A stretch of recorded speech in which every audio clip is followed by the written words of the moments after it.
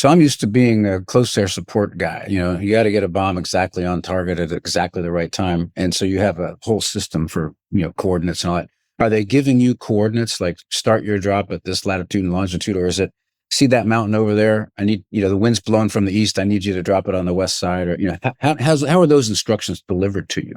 The air attacks if air attacks are working directly with the tanker, they have that conversation with the pilot and they say, there is fire anatomy language that we'll use. There's the left flank, right flank, the heel, the head of a fire. So they can guide in a pilot and say, hey, we're supporting the left flank right now. We want you to start at the heel and carry retardant down the flank. So that would be like the broad stroke. And then when they get on scene, the air attack and in our case with the DC-10, we're using a lead plane pilot. That lead plane pilot is like that forward controller. They're there sampling the run, getting some low runs in, figuring out headings and altitudes, and they can give us start and stop points on saying, hey, we want you to start here, stop here.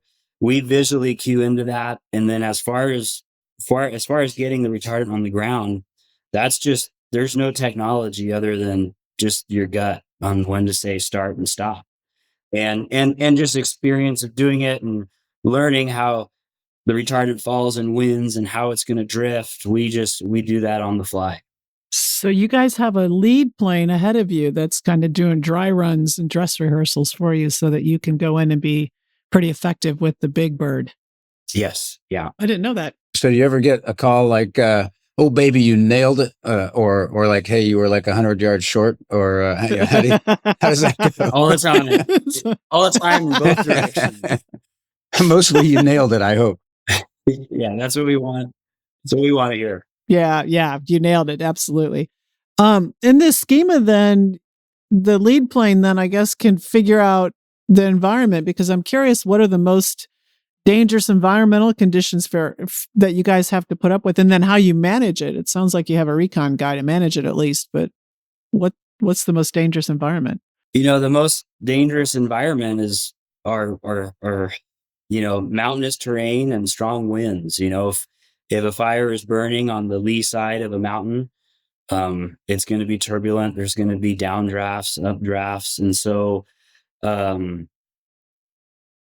some aircraft will go out there with leads, but a lot of times if conditions are challenging, the lead plane is ordered and they are out there sampling the environment for us. And they'll tell us, hey, on base to final, there's some down air right here, or hey, here's some up air. And then, just recently I was on the Hughes fire and, an area that we were trying to work, the tanker in front of me did 2 go-arounds.